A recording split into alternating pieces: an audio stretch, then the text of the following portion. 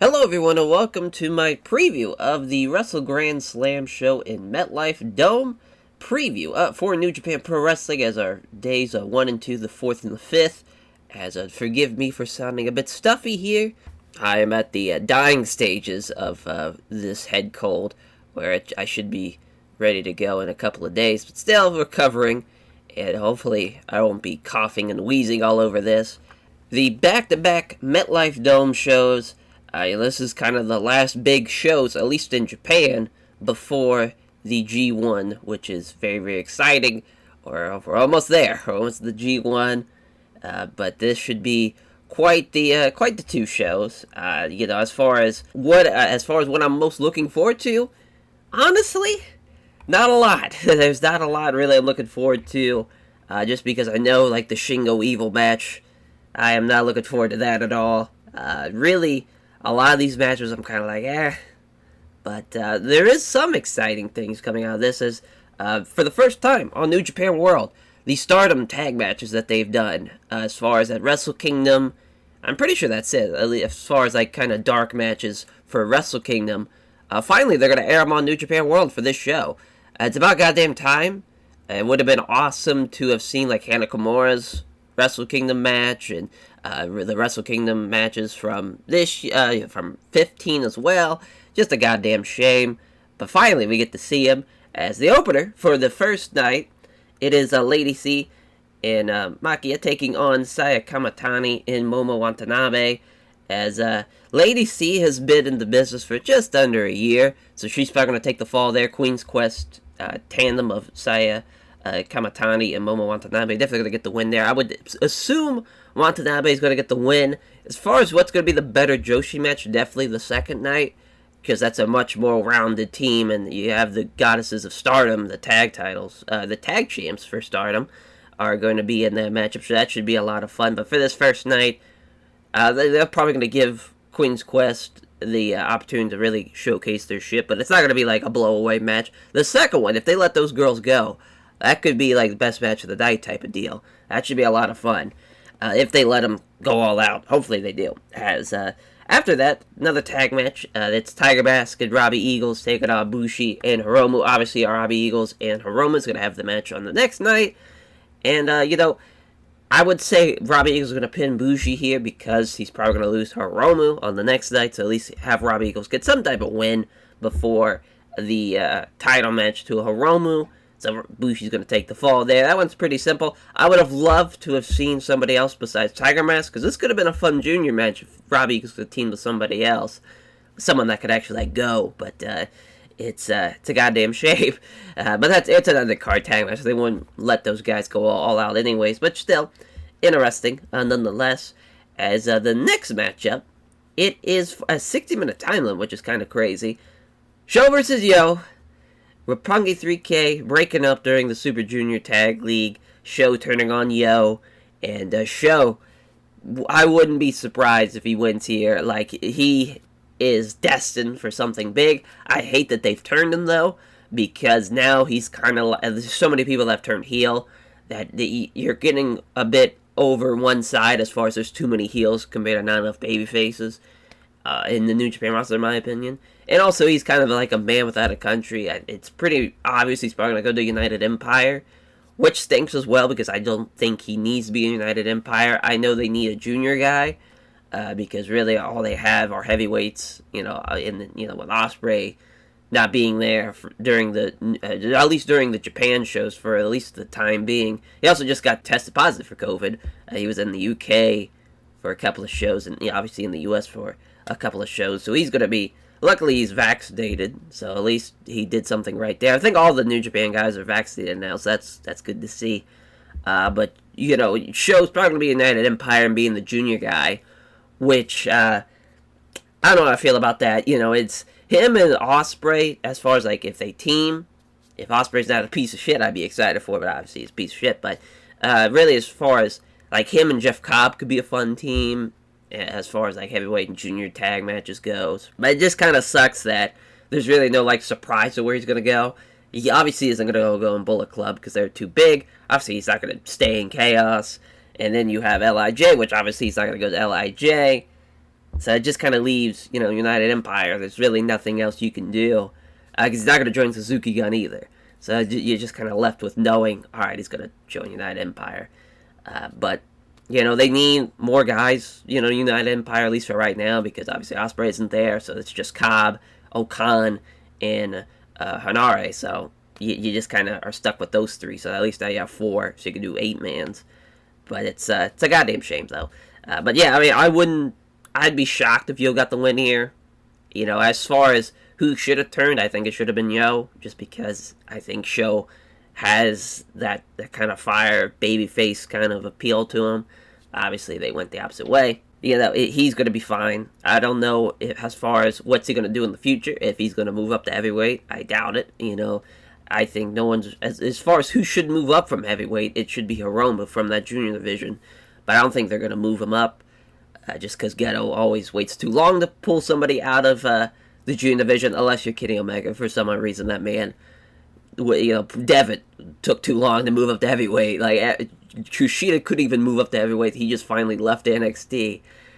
Just kind of the amount of junior guys that have been there and have kind of stayed in the junior division when they should have been in heavyweights, like, 1 or 2, 3 years in advance. But somehow Kenny Omega just got the luck of the fucking draw. Good for him. But yeah, Show's gonna get the win there. I would say that's pretty much a no-brainer. But who knows? Maybe he will get like a fucking roll-up win or something. As the next match, the King of Pro Wrestling No DQ I Quit match between Toru Yano and Chase Owens. I think Yano's gonna get the win here. Obviously, Chase Owens is the holder, the King of Pro Wrestling trophy. I don't see Yano not having it. At least at the end of the year, because I think as far as like how the G1's going to play out, there's not going to be a lot of surprises. Obviously, there's not going to be a lot of U.S. guys coming over to the G1, so it's going to be pretty much a lot of the names that you're seeing on this tour pretty much are going to be a part of the G1, so I wouldn't be surprised if Yano and Chase Owens are in the same block, where Yano beats him here, then Chase Owens beats him in the G1, and then at a Power Struggle show, they have a King of Pro Wrestling match again. But yeah, I mean, I don't see Yano not winning this one. I'd be shocked, if he lost. But Chase Owens another speaking out guy, so that stinks. But hopefully Yano gets the win there. As the next matchup, it is Kazuchika Okada versus Jeff Cobb. So Jeff Cobb, he's faced big names in Kota Ibushi and Kazuchika Okada in the past couple of months.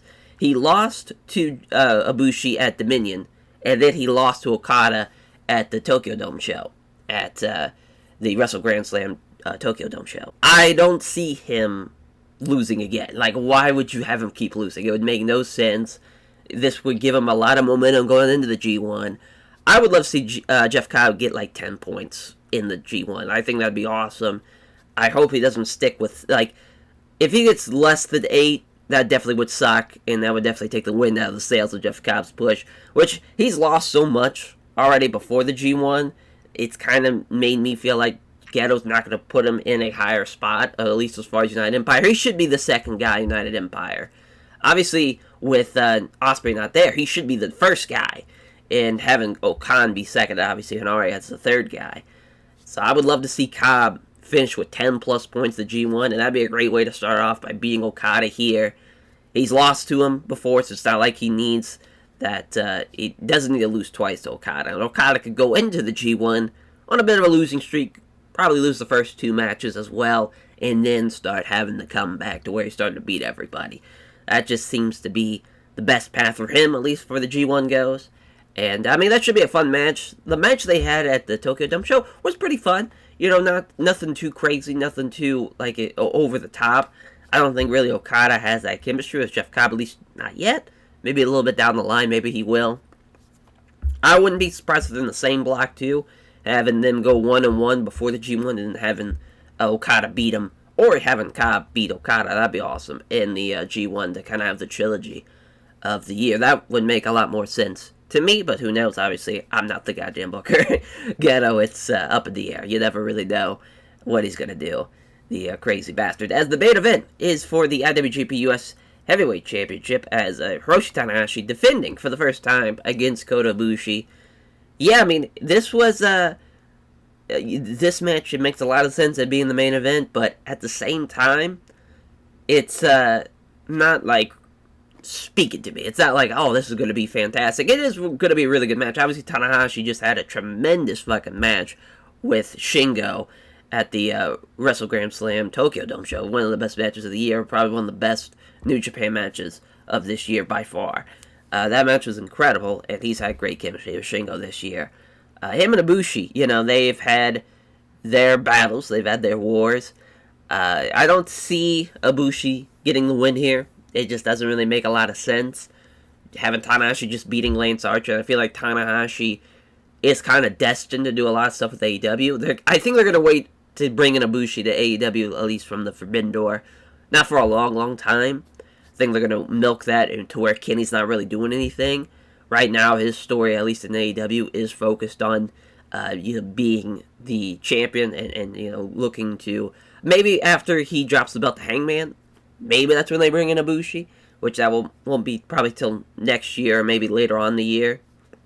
Kind of during, like, November, December type of thing. Maybe even, October, but I would assume they're going to wait to bring in Ibushi, not as a champion, just kind of as either a rival or as a tandem with Omega. Just depending on how they want to do that. And, this match should be a lot of fun, but at the same time, it's not really, like, I'm not extremely excited for this. There's just, they've had matches before, and it's been great, but I'm just kind of wanting something fresh and something new, and kind of figuring Tanahashi's probably going to win takes the sales out of it as well a little bit for me, but still, should probably be the best match of the night, for sure. There's really nothing to really compete with that, in my opinion. As the next night for this MetLife Dome Stadium shows, it is the Goddesses of Stardom tag team of Julia and Shuri taking on Saya Kamatani and Momo Watanabe. So we have Donna Del Mondo of Julia and Shuri. They are probably going to get the win here, obviously assuming that Saya and Momo get the win the first night, which makes a lot of sense there to lead up to this matchup.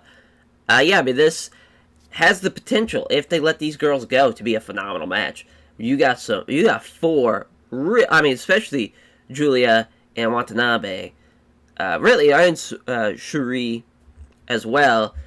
As far as those three girls, I would say Kamatani slightly, as far as the skills goes, slightly a step below the other three girls, but still should be a pretty fun Joshi match if they let the girls go all out, which I hopefully they do. I'm a little nervous about the 20-minute time limit, but at the same time, I think they could have a killer match in that 20-minute time frame, though, too, at the same time. I don't see the Goddesses of Stardom losing that one. Just makes too much sense to have them not lose, just type of thing. As the next matchup, Tomohiro Ishii and Kazuchika Okada taking on the Great O'Khan and Jeff Cobb. This is a fun match on paper, but it being where it's slotted, I'm assuming not a lot's going to happen. As far as Ishii and Okada and Great O'Khan and Jeff Cobb, obviously those four guys are going to be at the G1, so this could be a big momentum switch. Okada can get the win back over Jeff Cobb here in this match, or he can pin O'Khan. Ishii could pin O'Khan. Even Jeff Cobb could beat Ishii, which could really give him so much momentum going into the G1 if that was the case. It's hard to pick a winner here. I would, my gut wants me to say the Chaos team's going to get the win, but I really don't know. This is a tough one to call. I'm going to go with the Chaos team. I'm going to trust my gut. I think Okada or Ishii, depending on whichever one is going to pin O'Khan there. But that's a fun match on paper. Again, it depends on if they let the guys go all out, but I don't see that happening, it being the second match on the card. As the next matchup, Junior Heavyweight Tag Team title matchup of Yoshida Kanemaru and El Desperado taking on El Phantasmo and Taiji Shimori. Whoever wins this, which if it's Kanemaru Despi or El Phantasmo and Taiji Shimori, whoever wins this, they need to go to New Japan Strong after this match, and after this show. Because obviously with the G1 happening, you need those junior guys to do something. So it makes sense to send them over to New Japan Strong and do some stuff in the States. And have even title matches during the shows that are happening in the U.S. It just makes too much sense, especially with the G1 going on. Kanemaru and Despi won the Super Junior Tag League, so I don't think they really need this as far as the Junior Heavyweight Tag Team Championship goes. They won their big thing, so now let El Phantasmo and Ishimori get the win there. Just makes too much sense. I'm a little nervous about this because it's heel versus heel. There might be too much bullshit involved, but Ishimori and Despy should be a lot of fun. And even Phantasmo and Desperado should be somewhat fun. Kanemaru, though, he kind of stinks. We all know this. This isn't mid-2000s Noah Jr. Yoshida Kanemaru, we all know this. I just don't really see this one being too crazy. I think it's stuck between a rock and a hard place, really, where as far as Okada and Ishii in the Great Okan Jeff Cobb match should be pretty fun. And also the match that follows this, the three-way tag match. It's going to be pretty much forgettable. I don't see this one, being crazy. And I expect Phantasmo and Ishimori getting the win there. So the next match, the IWGP Heavyweight Tag Team Championship three-way matchup as the champions of Dangerous Tekkers, Zack Sabre Jr. and Taichi, taking on Sanada, Naito, and Yoshihashi and Goto. So this is a tough one, because I think the Dangerous Tekkers team should retain, but I'm kind of intrigued by a Sanada-Naito tag run. That could be a lot of fun. But at the same time, obviously the G1 season's coming, so it really doesn't matter who's the champions going into it. It's no big deal. The Yoshihashi-Goto team, obviously Yoshihashi is probably the weakest guy in this match, so you hope he doesn't get the win there. I'm assuming he's going to take the fall, would probably be my guess, between these three teams. Having either Taichi or Zack either pin or tap out Yoshihashi, or even Naito Sanada either pinning or tapping out Yoshihashi, get the win. It's just intriguing, because Sanada Naito team is a lot of fun, but also, too, at the same time, if they win this, then you would assume they would be in the tag league, which is interesting. Having a Naito Sanada tag team in the tag league would be very interesting, especially, I'm assuming, like, Evil and somebody would be a team, and then you have that dynamic as well. Not like anybody cares about the fucking tag league, but still, kind of throwing it out there. I don't see Dangerous Tekkers dropping the belts until at least Wrestle Kingdom. That's just my opinion. I think they're going to walk in to one of the shows, either the first show or even the second show, depending on when the tag title match is, as champions, but they're going to walk out not as champions. I think they're going to drop the belts to a babyface team. Rather, it's a LIJ team, or, another like Chaos team that's a bit of a babyface team, like a Goto Ishii, which we've been dreaming about. I don't know why they have not run on like a crazy tag run with those two. It's made no sense. Their styles fit so well, and they're so fucking awesome. You would assume they'd be like, hey, let's just put them together, but no, of course not. Of course, we're going to have Goto and Yoshihashi teaming up, but, that tag division, I think a lot of their divisions are very, very thin because of, travel restrictions and whatnot. It just kind of, it irks me, it irks me a lot. I'm just glad GOD are not in this, tag division scene right now, thanks to them being in America, because, man, that would definitely suck to see that being involved, but, it could be a fun match, though. There's a lot of good guys in this tag match, don't get me wrong, this could be a fun match.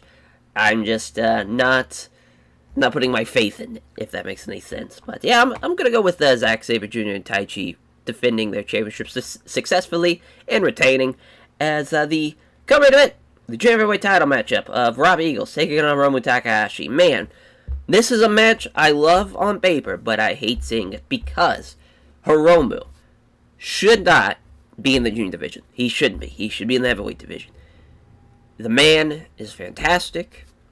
The man has that charisma about him. He has the it factor. He is a fucking star.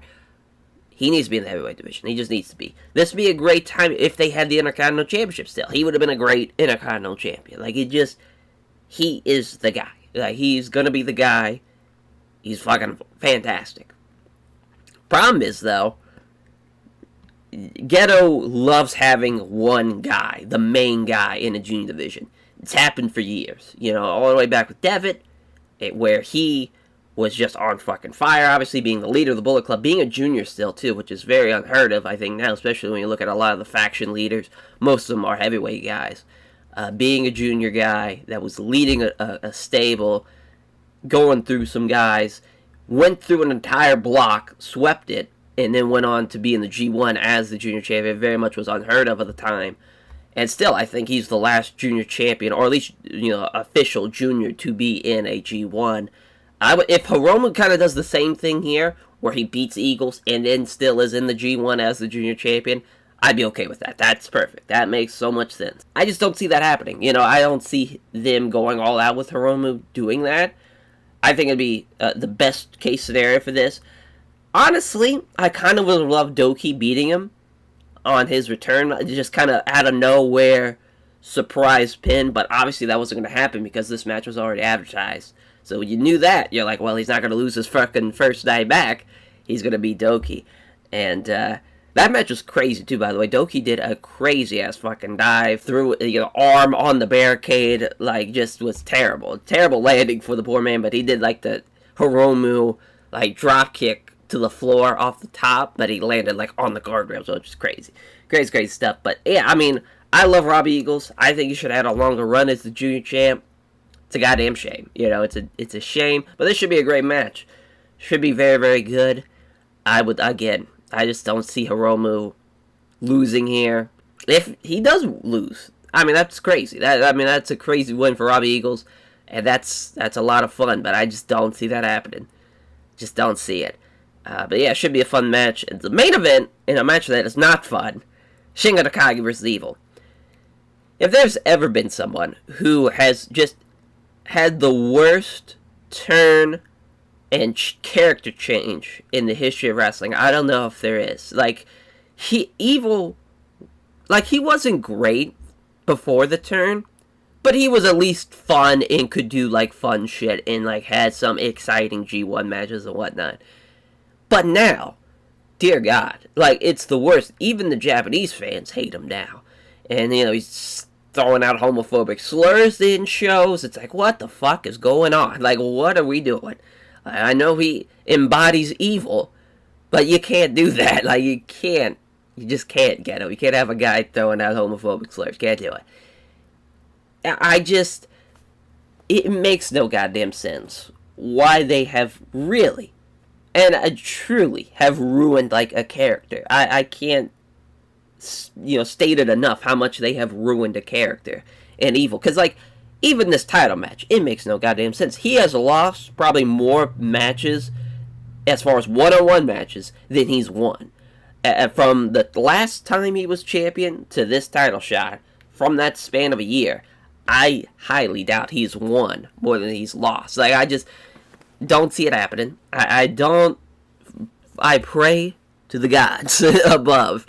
And I prayed to Inoki, praying to Inokiism on this one, that Shingo retains this, because this would suck. This is very much a taking the wind out of the sails and all of the momentum that Shingo has had as champion. He's had a great fucking run.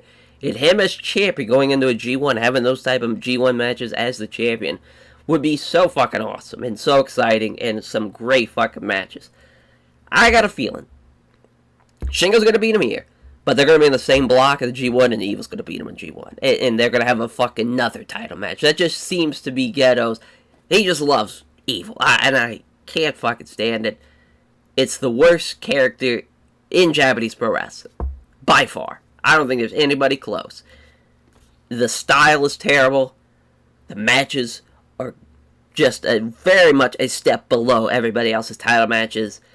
He should not be anywhere close to the World Heavyweight title scene. The way he has been, just the way his matches are structured and the way he performs in the matches, it's terrible. It has no business being in the World Heavyweight title division. It has no chance. But here we are. It's going to main event a fucking MetLife Dome show. It's a goddamn shame. But again, if Shingo retains, at least he retains. So at least we have something positive out of this match. But if he doesn't, dear God, there is no positives with this. And it's going straight down the fucking toilet, that new title. And that's a goddamn shame. It's a goddamn shame if that's the case. But let's hope that Geto is smart enough not to do that and having Shingo retain. As that will do it for my New Japan Pro Wrestling MetLife Dome previews of the two shows. And hopefully, fingers fucking crossed, everything goes well. But you never fucking know with Geto. It might be that last night might show Evil as the new IWGP Heavyweight Champion. Which, dear God, let's hope it doesn't. Let's all pray. Let's all pray that does not happen. As we'll catch you guys next time